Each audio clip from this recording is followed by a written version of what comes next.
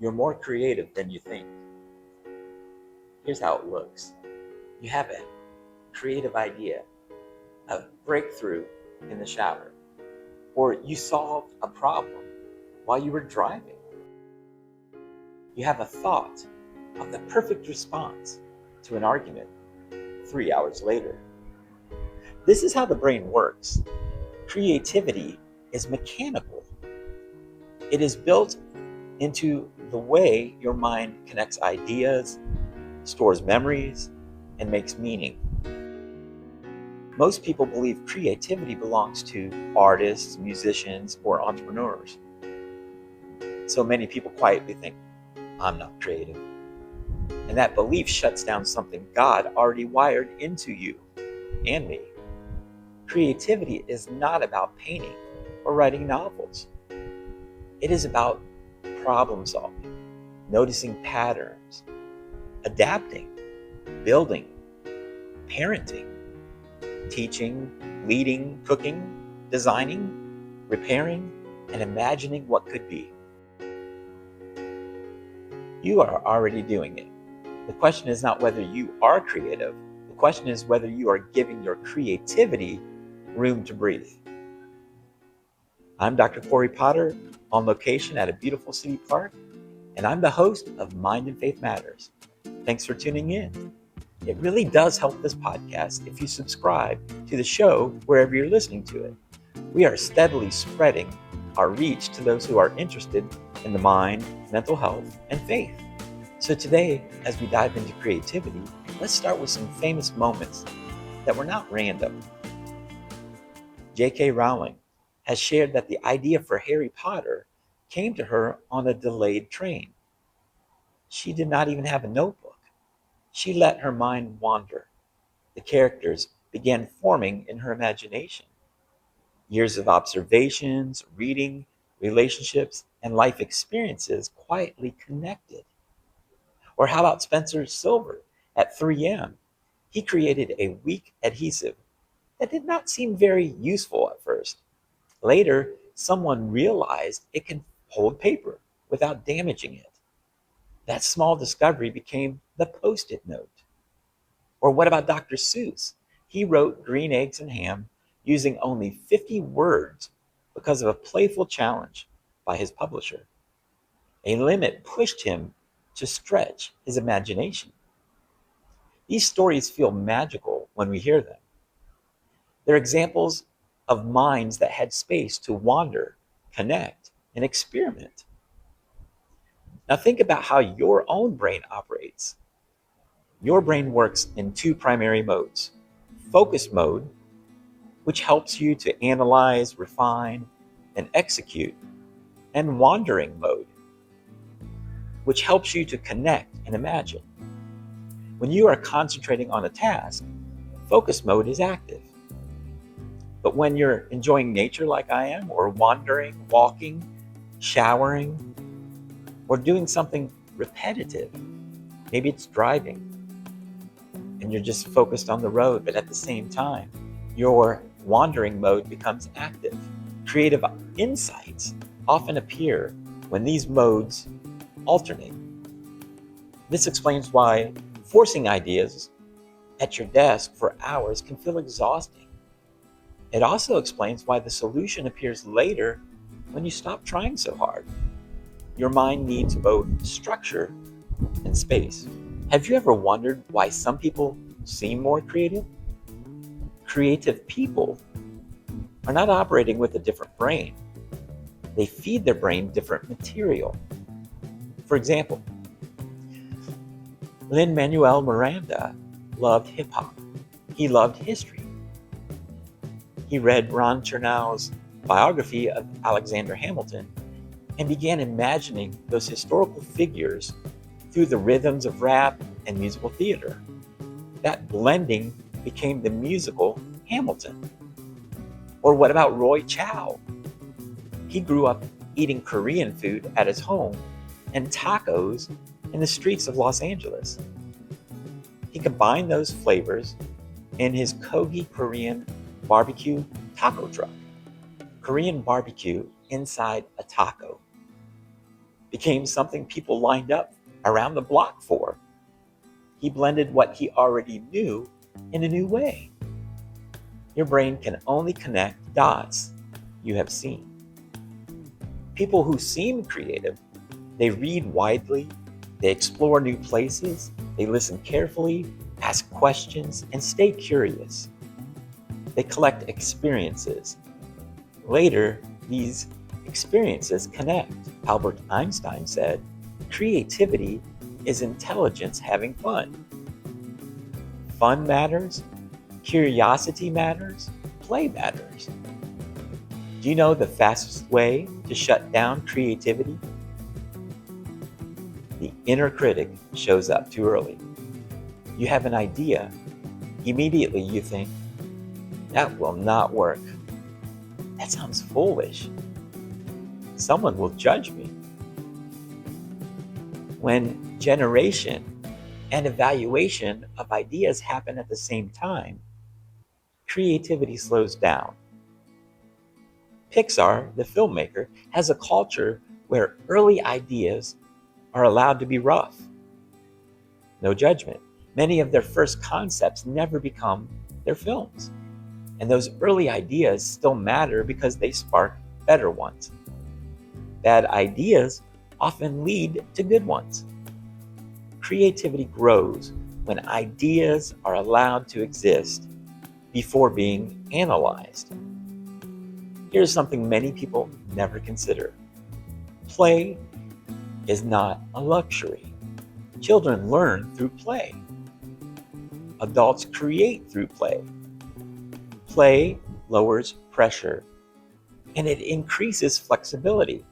It allows experimentation without fear.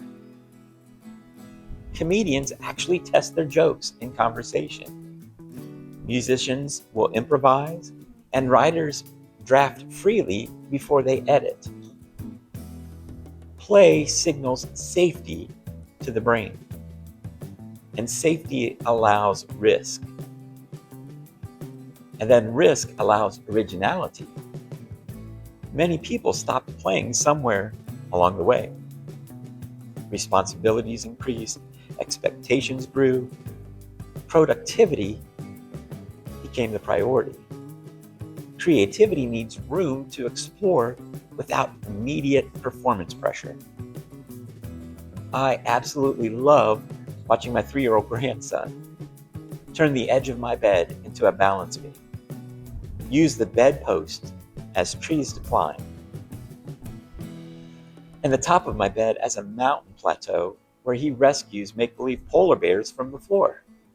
The author, photographer, and podcaster Ashley Gadd wrote, "In order to make space for creativity, we must first believe it is worthy of taking up space."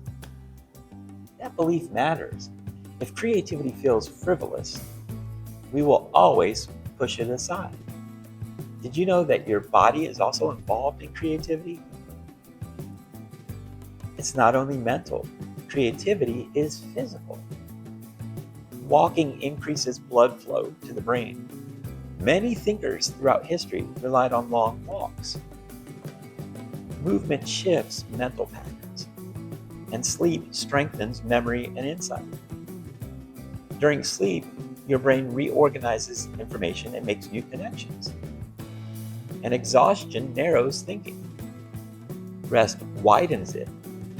So if you feel stuck, your mind may need movement or rest more than more effort. And here's a creativity key that you do not want to skip over. Boredom is productive. Modern life rarely allows boredom. Phones fill the waiting rooms. Notifications fill quiet moments. Music fills silence. Boredom creates space for your mind's wandering mode. In those quiet moments, your brain revisits ideas, connects memories, and imagines possibilities. Some of your best thoughts have probably arrived when nothing else was demanding your attention. We should consider silence as creative space rather than empty space. Something else to consider: limits help. Unlimited options can overwhelm the brain. Limits focus it. And remember Dr. Seuss? He had 50 words. He created Green Eggs and Ham. Small budgets have launched innovative films and businesses. Limits force resourcefulness. When you tell yourself, I only have this much time, or I can only use these materials, your brain becomes inventive. Constraints guide imagination. Next, have you ever linked your faith to creativity? From the beginning pages of Genesis, the Bible presents God as the Creator. Being made in His image includes the capacity to create, build, imagine, and cultivate. God has given us a sound mind. As 2 Timothy chapter 1, verse 7 reminds us, creativity reflects stewardship. It reflects problem solving. It reflects bringing order and beauty into the world around you. You don't need a stage or a spotlight to live creatively. Parents solving daily challenges are creative. Teachers adjusting lessons are creative. Leaders navigating conflict are creative. Counselors helping clients reframe their thoughts are creative. Entrepreneurs building something new are creative. Creativity is woven into daily faithfulness. There is something else that shapes creativity more than we realize. Identity matters. If you believe I'm not creative, you will hesitate before trying. And if you believe creativity belongs to someone else, you will edit yourself before you begin. Belief influences output. Your mind generates ideas constantly. Many disappear because they were dismissed too quickly. Confidence gives ideas oxygen. Let me quickly recap some practical ways to strengthen creativity. Take thinking walks without constant input. Alternate focused work with genuine breaks. Capture ideas without judging them. Try something unfamiliar this month. Work within limits, small limits. Allow boredom occasionally. Sleep consistently. These habits strengthen your creative rhythm. Creativity responds to curiosity. It responds to space. It responds to play. It responds to limits. And it responds to rest. You are not waiting for creativity to arrive. It is already present. Give it room. Imagine what might grow in your life if you gave creativity more space. Part of growing in faith and mental health is allowing your mind to engage, explore, and build with joy. You are more creative than you think, and the world around you benefits when you use it. Thanks for joining me today. Until next time, I hope you consider how your creativity is needed wherever you are, and that you take the time to create space for it to grow. God bless, and I'll see you next time.